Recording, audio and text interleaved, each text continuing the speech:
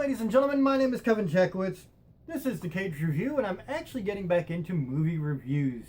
For those that know, and actually for those that don't, my life got a little crazy for a while, so I didn't really have time to do this. So now I'm getting back into movies, getting back into movie reviews. So I have a couple of things since I'm getting toward the end of the year that I really wanted to catch up on. At the beginning of the year, I started out with my most anticipated movies of 2019, and so I want to make sure that I hit at least every one of those movies and maybe a couple other big attractions that weren't announced at the beginning of the year. So I'm starting off with Once Upon a Time in Hollywood. This was a movie that was like kind of just announced, and I just saw like a lot of the cast, which really impressed me. And it's Quentin Tarantino. So this was like an honorable mention when I had that list. But now that I've seen the movie, it should have been higher. This is exactly what you would expect. So Once Upon a Time in Hollywood was written and directed by Quentin Tarantino, and it has a lot of the Tarantino-isms that you come to expect from his movies. I will say that it was not without its problems, and this was actually probably one of my least favorite Tarantino movies. Having said that, I still thought it was very, very good. So this is a story of Rick Dalton, played by Leonardo DiCaprio, and his stunt double Cliff Booth, played by Brad Pitt. And that's really the main storyline of this movie. A lot of people were thinking this was going to be about Charles Manson and the Manson family, or even Sharon Tate. And while Sharon Tate is in the movie, and Manson is in the movie briefly, this is not their story. This is Rick Dalton and Cliff Booth's story. And Leonardo DiCaprio and Brad Pitt are both excellent in this movie. Leonardo DiCaprio is one of these guys where it never surprises me that he can still amaze me. The guy is absolutely a phenomenal actor. And Brad Pitt, who is equally a phenomenal actor in my opinion, really stole the show in this movie. I think that this is the best I've seen him in quite a while. So, this is the story of a guy. He's an actor. He's coming to the end of his career. He's being told he's kind of a has-been in a way. And he's fighting against that, and he's trying to reestablish his name as a credible actor. And, this is a period piece, 1969. And the big thing at the time was Westerns.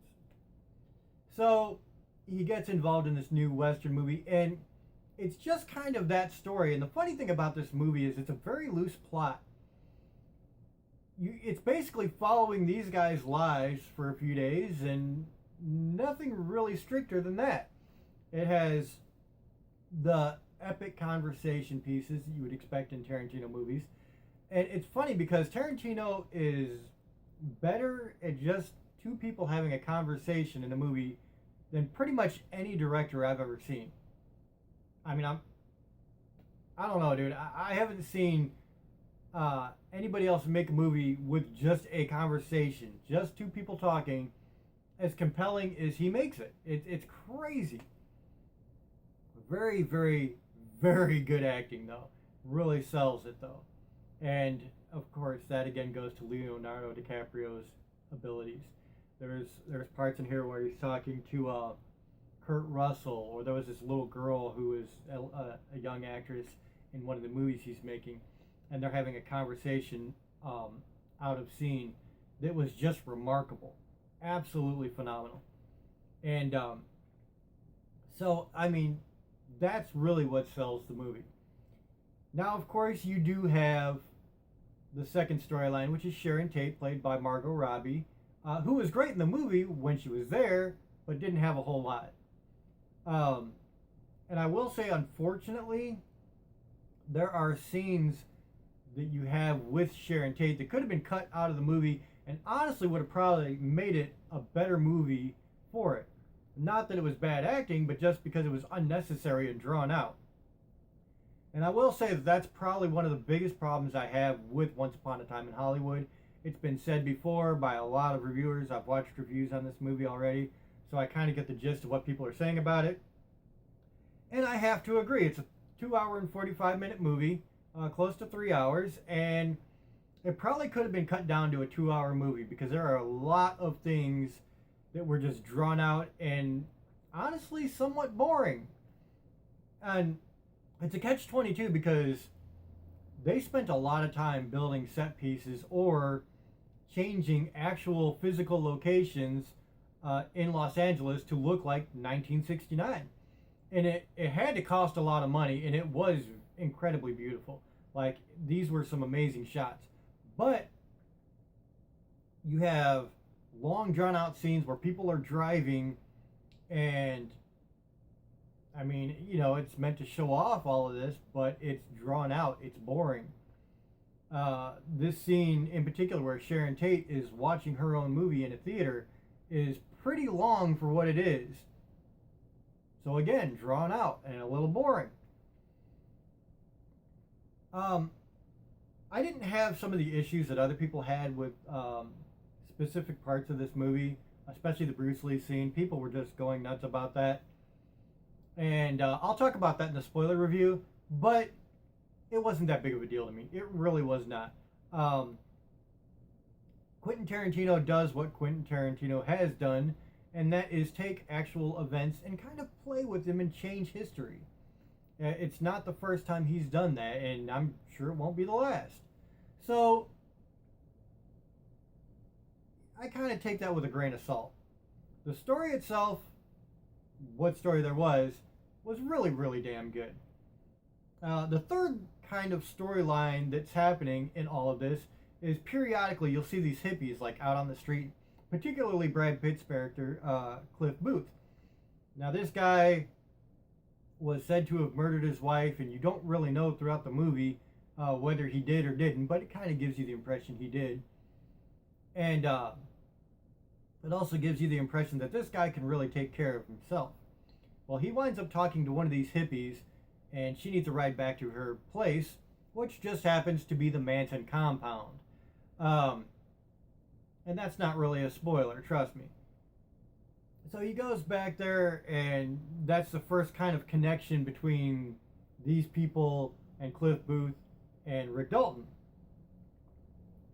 So you kind of have these three storylines that essentially converge.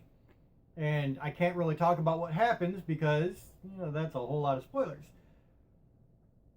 I will say it was very fun. It was a brilliant ride, honestly. It was a magnificent climax to this movie that I didn't see coming. And there was a lot of humor in this. It was so funny at points, especially toward the end. Like, there were parts in this that just made me laugh out loud so many times. So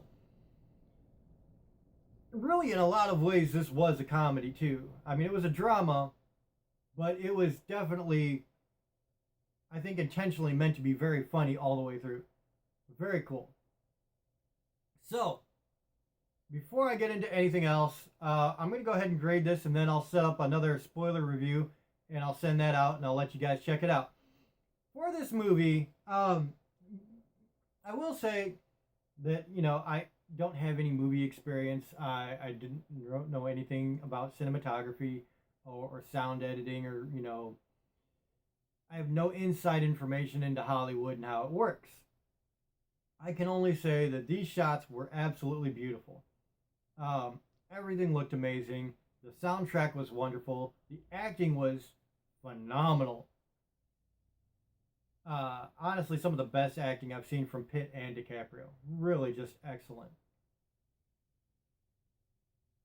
So if it wasn't for it being much more drawn out than it should be and letting some parts just linger way longer than they should have, I'd have given this a much higher score. But because you're taking a 2-hour movie and making it almost 3 hours, I got to drop it down quite a bit. So with that, I'm going to give it an 8 out of 10, which is still incredibly high. It's a really, really great movie. Incredibly fun. Incredibly passionate at parts. The acting, I just can't say enough about it, seriously. So 8 out of 10, that's where I'm going to leave this. Let me know what you guys think in the comments. If you enjoyed this, hit the like button, subscribe, and share. My name is Kevin Jackowitz. Kaged Nation, out.